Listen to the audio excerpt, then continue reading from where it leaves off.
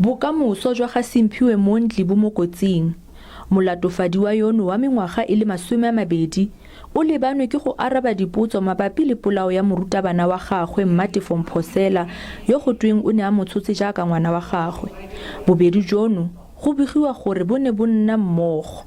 Mokhuduthamaga wa tsa thuto mo Freistata a re sepodisi se tshwanetse go dira dipatlisiso ka se se diragetseng. Ke gola gore no taba ena le menyenyetsi e wrong e ntse hlaga kana re tlohela maponesa a investigate. Lefapha ga lo a batla go sekaseka mabaka a dirileng gore bobedi jono bo nne mmogo le go araba gore a e ne le baratani.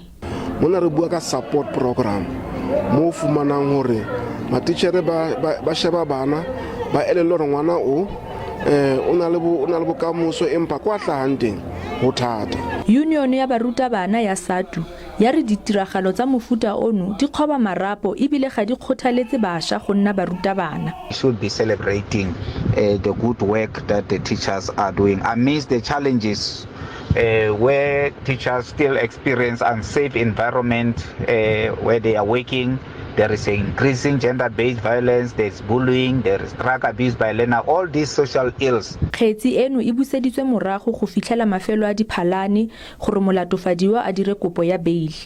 Kamogelo Siekwi, SABC News, Brandfort.